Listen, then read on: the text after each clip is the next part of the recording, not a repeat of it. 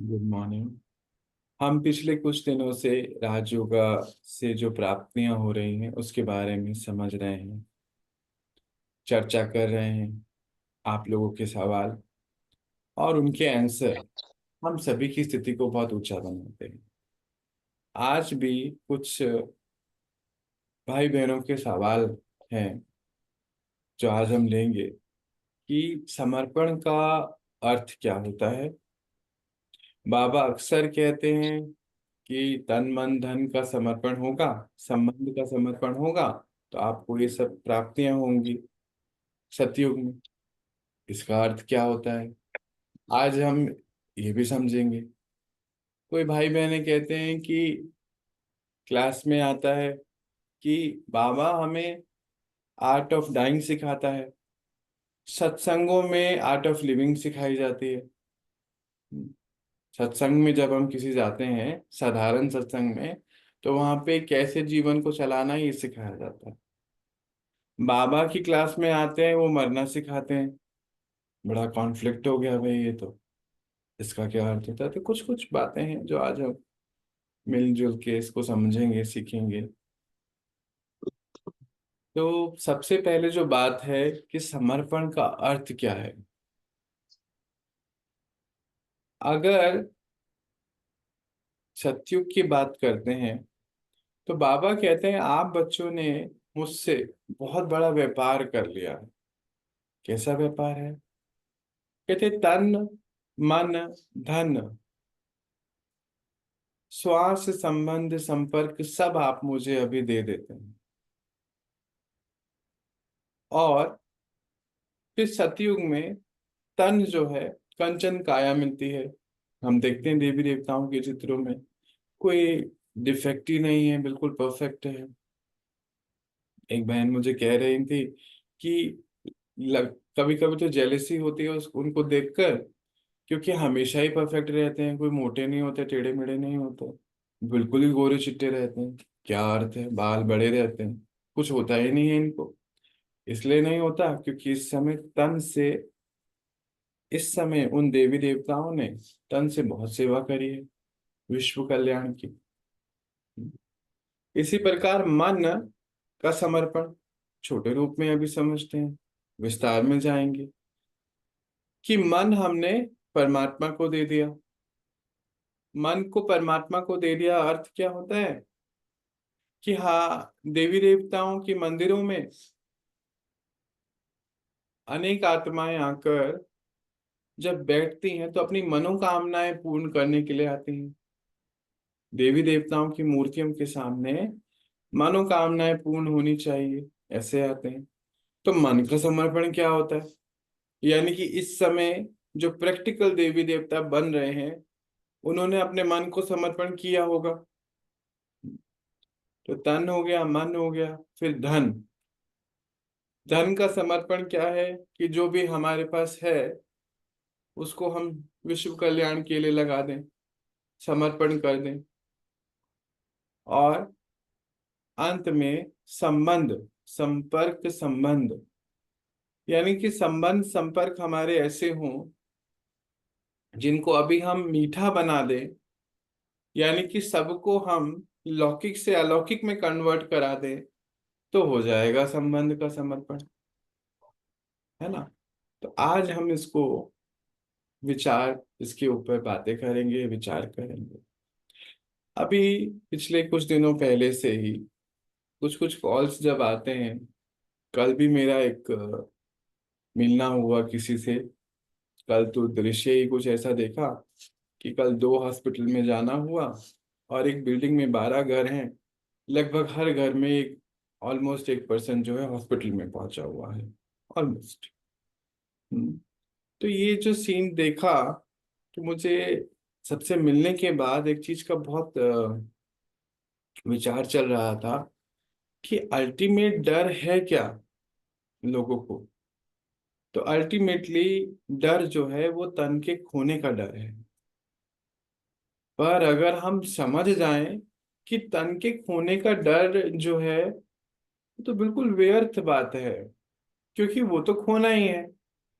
बाबा कहते हैं ड्रामा में जब समय आएगा, जो निश्चित समय है, बच्चे शरीर तो छोड़ना पड़ेगा।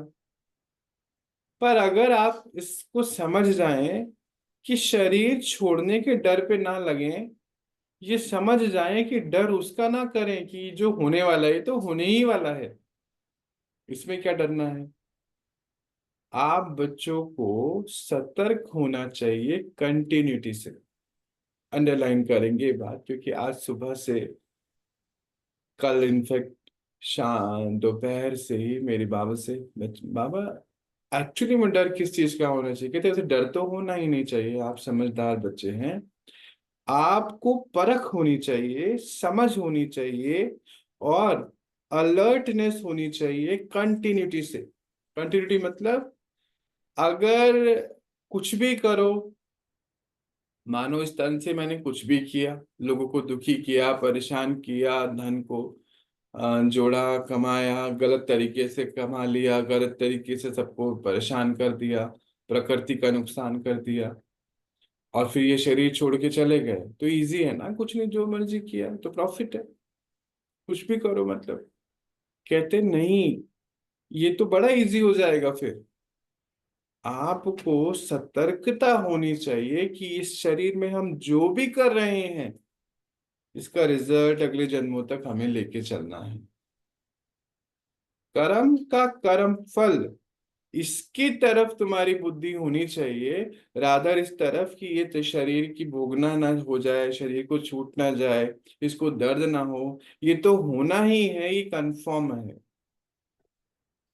तो ये बात बहुत अंडरलाइन करने वाली बात है कि बाबा कहते हैं बच्चे कि ये तो होना है, इसमें आपको क्या करना है, ये तो निश्चित है।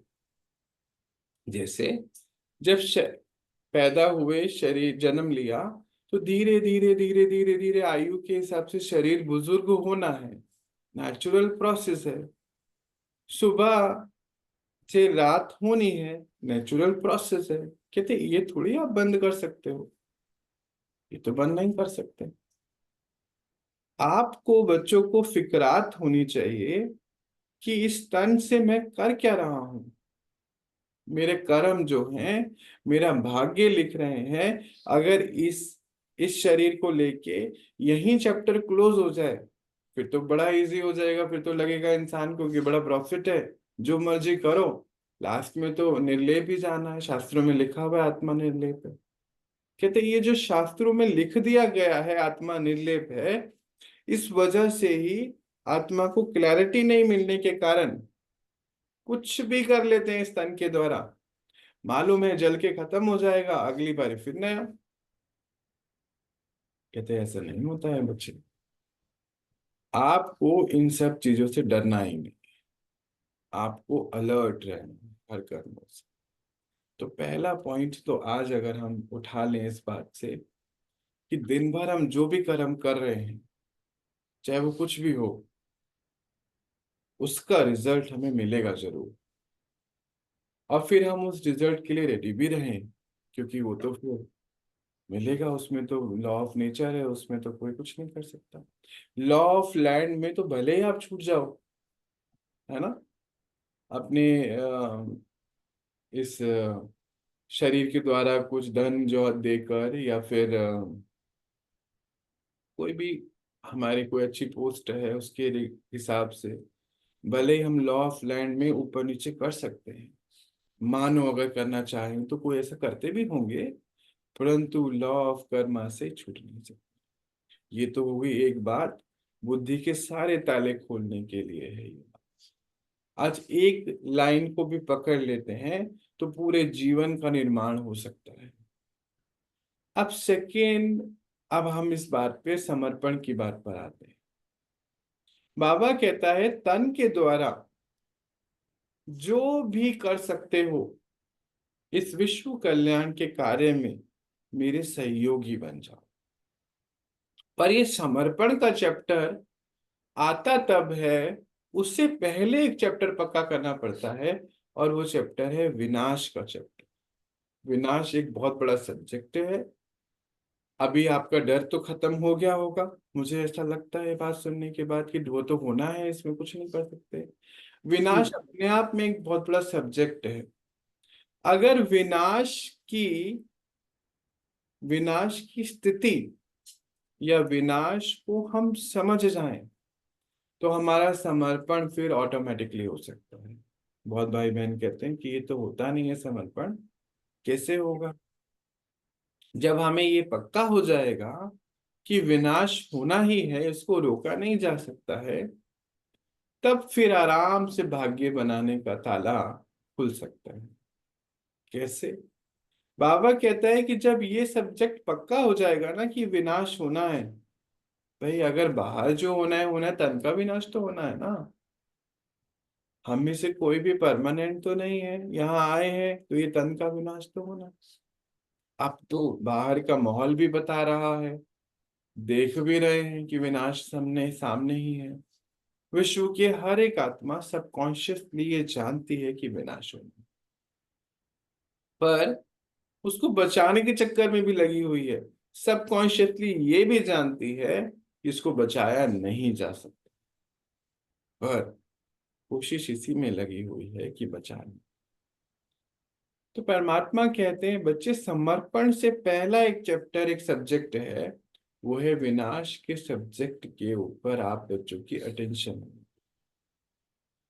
फिर कहते हैं कि जब आज ये समझ जाओगे ना विनाश है, विनाश होना ही है, तो सतयुग में जो पद पाना है उसके लिए तैयारियां करनी आज से शुरू हो जाएंगी, यानी कि आर्ट ऑफ डाइंग जिसको पूछते हैं ना, वो शुरू हो जाएगा। कैसे? कहते हैं जो बच्चे आज ये समझ जाएंगे कि विनाश तो होना ही है, पर मुझे अब अपने ऊपर कार्य करना है ताकि सतयुग का पद अच्छा मिल सके, उनके लिए तो फिर बड़ा समय आ जाएगा और वो काम करते चले जाएंगे अपने ऊपर।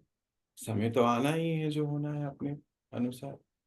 कहते जो बच्चे आज भी पक्का नहीं कर पा रहे, निश्चय नहीं है कि विनाश होना है, वो फिर कोई पद नहीं पाते। हाँ बच्चे, ये ज्ञान सुनते हो, छोटे मोटे संस्कार चेंज कर लेते हो, छोटा सा त्याग की भंडारी होती है, तो जरूर वहां आते जरूर हैं स्वर्ग में।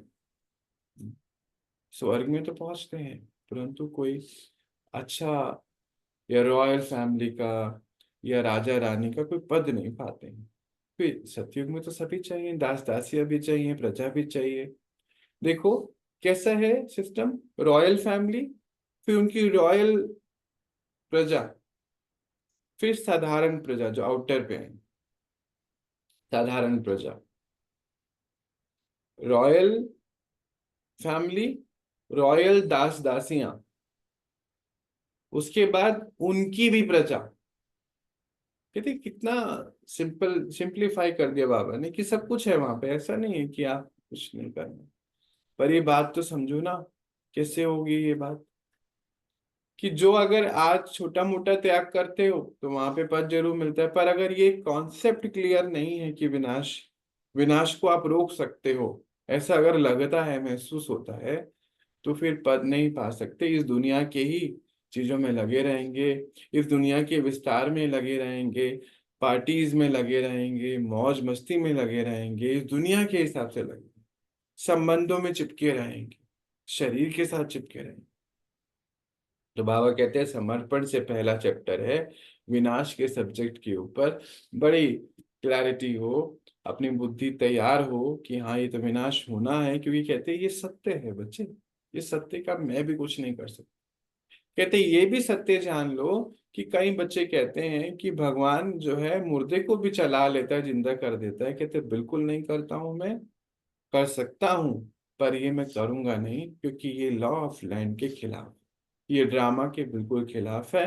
क्योंकि अगर ड्रामा में मैं किसी एक के लिए भी ये करूं तो फिर पूरा सिस्टम ही चेंज हो जाएगा, क्योंकि एक के लिए मैं कुछ नहीं, मैं कभी भी किसी के कर्मों में इंटरफेयर नहीं। तो बाबा ने हमें ये भी क्लैरिटी दे दी। कहते कुछ बच्चे कहते हैं कि हम योग कर रहे हैं, हम ये धन लगा रहे हैं बाबा विश्व कल्याण में, तो आप हमें एक्स्ट्रा स्वास्थ्य दे देंगे। तो बिल्कुल नहीं, मैं दे सकता, असंभव है। पर हाँ आप कुछ ऐसा कर सकते हैं जिससे ये काम हो सकता है, वो विधि में बता सकते। पर उससे पहले ये सब्जेक्ट पक्का करो कि विनाश तो होना है, इसको रोकना नहीं चाहिए। कहते ये सब्जेक्ट पक्का होते ही नेचुरली समर्पण का जो पार्ट है वो शुरू हो जाता है। अब हम समर्पण के चैप्टर को, एक एक सब्जेक्ट को समझते हैं। पहला तन का समर्पण होता है, कहते हैं ये फिर भी इजी होता है। तन का अर्थ हुआ कि सारी जो वेग वेदनाएं परेशानियां हैं, हम सारा कुछ, अच्छाई बुराई सब कुछ, तन की सब उसको समर्पित कर दें, और इस तन के एक एक कतरे से, हड्डी सेवा, एक एक खून की बूंद से सेवा करें विश्व कल्याण। कैसे?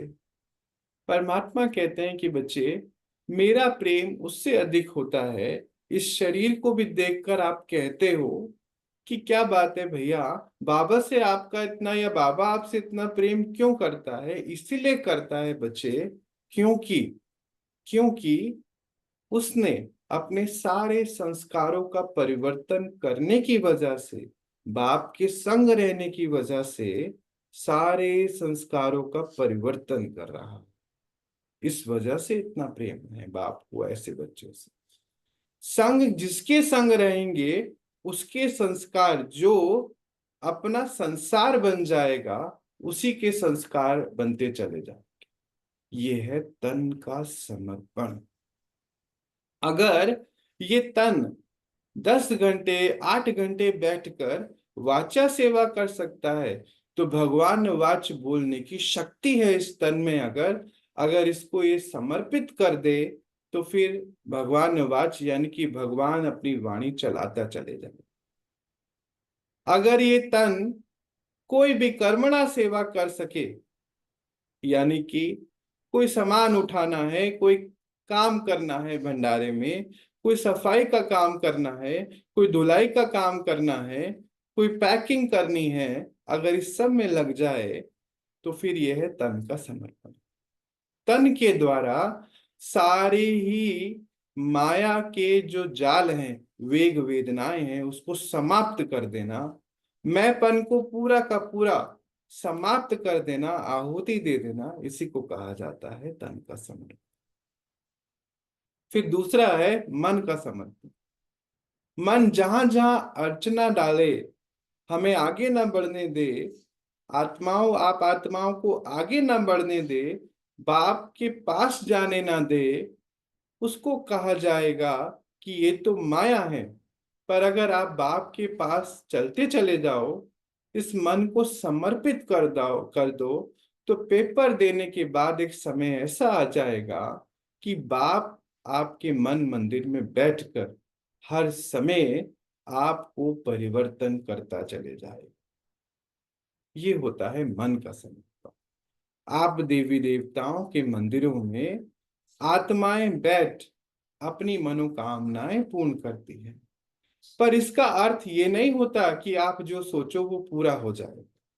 बच्चे, अगर आप ये सोच लो कि ये तन हमेशा रहे, तो ये कभी पूरा नहीं हो सकता।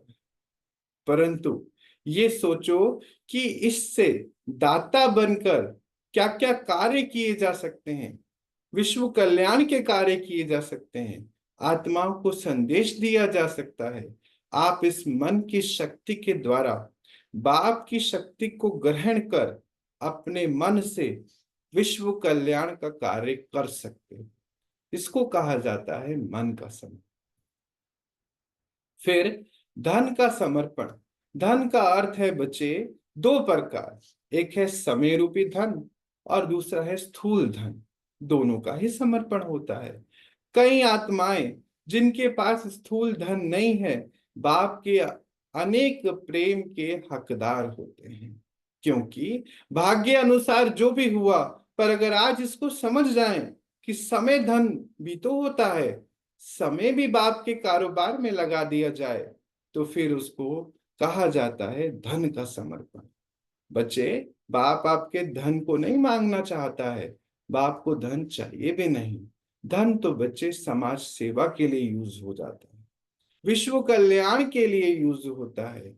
धन बाप को नहीं चाहिए होता है। धन आप बच्चों, भाई बहनों की सेवाओं में ही लग जाता है।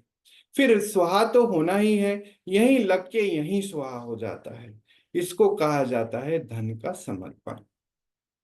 फिर आ जाता है संबंध संपर्क का समर्पण। आप देवी देवताओं की एक बहुत महत्वपूर्ण कला है संबंध में आना और संबंध बनाना। आप बच्चों को देख अनेक बच्चे बाप के कारोबार में लग जाएं, ये होता है संबंध का समर्पण। जब आप सारे ही संबंधों को मीठा बना दें, जो कर्म अनुसार भाग्य अनुसार अभी कड़वे हो गए हैं, खिटपिट होने लगी है, उनको बाप से मिलवाने के बाद आप जब संबंधों को मीठा करें, क्योंकि बाप के अलावा कोई मनुष्य आत्मा कभी भी किसी की कड़वाहट को ग्रहण नहीं कर सकती है। बाप ही है जो बच्चे विश्व की हर एक आत्मा को मीठा कर सकता है। पर अगर आप सैंपल बन जाएं, तभी बाप आपके द्वारा सभी संबंधों को मीठा कर सकता है, अन्यथा असंभव है। कोई मनुष्य आत्मा ये कार्य नहीं कर सकती है। आपके सैंपल की स्थिति कि जो आप कर रहे हैं उसी से ही सारे कारोबार हो रहे हैं। यानी कि जब बाप को प्रत्यक्ष कर रहे हैं, आपके नयन, आपकी चाल चलन, आपका चेहरा, आपके कर्म जब हर समय गुण मूर्त बन जाए, शक्ति की स्थिति हो, सातों गुण प्रत्यक्षता में हो, आठों शक्तियां संभाल कर रही हूं, सारे गुण सेवाओं में लगे हों, विश्व कल्याण का कार्य हो, दातापन की स्थिति हो, दाता के बच्चे दाता हो ना, तो हमेशा ही ये समझ जाना कि सारे संबंध आप समर्पित कर सकते हैं।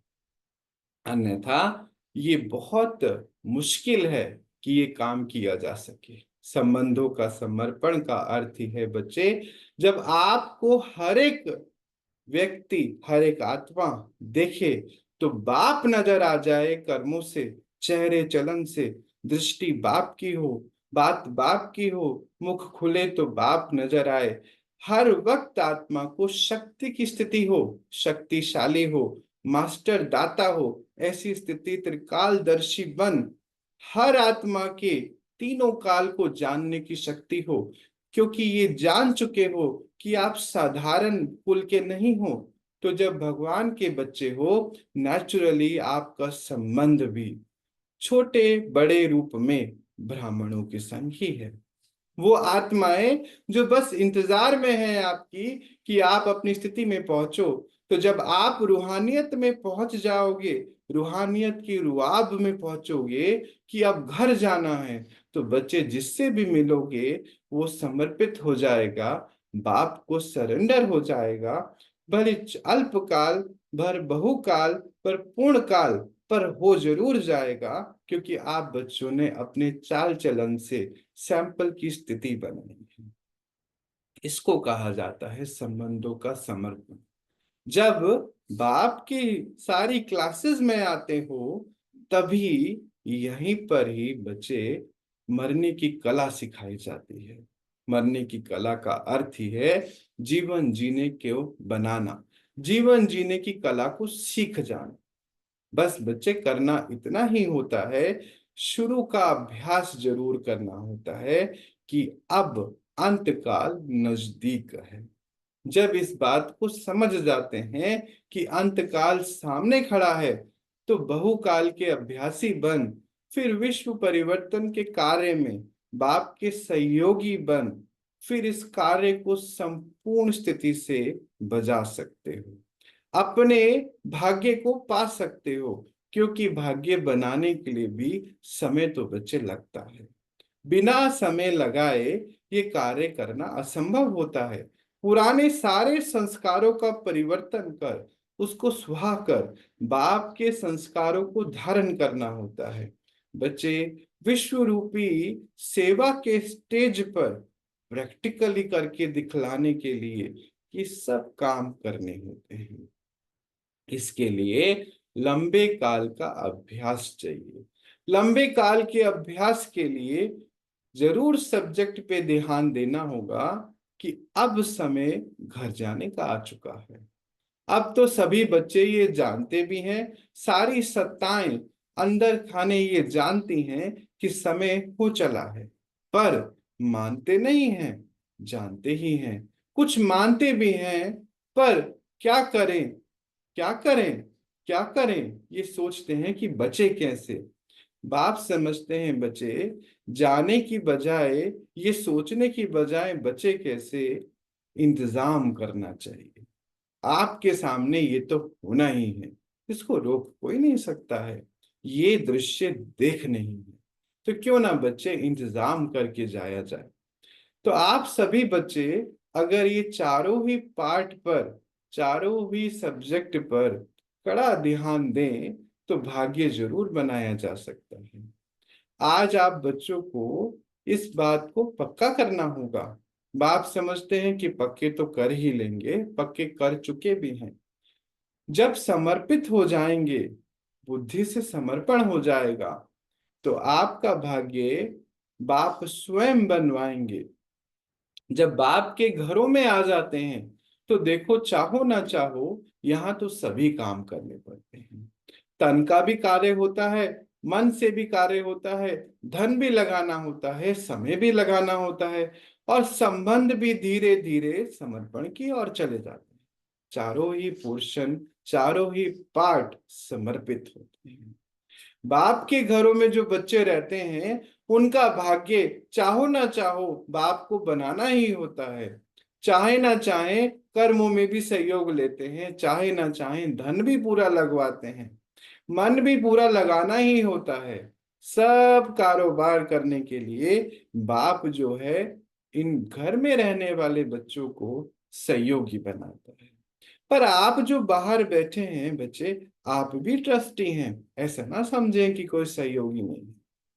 जहां जहां पर भी हैं, वहां पर अपने आप को सरेंडर कर सैंपल बना पूरे विश्व परिवर्तन के कार्य में सहयोगी बन सकते हैं, सर्विस कर सकते हैं। नहीं तो बच्चे डिससर्विस तो हो ही जाएगी। अगर सर्विस नहीं तो डिससर्विस है। इसीलिए इस बात को भी बड़ी गुह्यता से समझना है कि सेवा क्या होती है, क्या सर्विस क्या होती है, और डिस सर्विस क्या होती है। बाप के बनने के बाद आप बच्चों का सबसे अलर्ट वाला कार्य होना चाहिए कि कहीं पर भी डिस सर्विस नहीं होनी चाहिए। बच्चे, आज जो है यही संदेश है आप बच्चों के लिए कि कहीं पर भी आप बच्चों के द्वारा कोई अवज्ञा नहीं होनी चाहिए। इसके लिए बुद्धि का सरेंडर होना बहुत अनिवार्य है। अच्छा बच्चे, ये तो बाप समझ गए हैं कि आप बच्चे आज जितने भी बैठे हैं सामने सुन रहे हैं, सब बुद्धि से समझ गए हैं कि कौन पढ़ा रहा। इतना तो सबको समझ में आ गया होगा। फिर बाप आप बच्चों से मिलने आए। अच्छा बच्चे,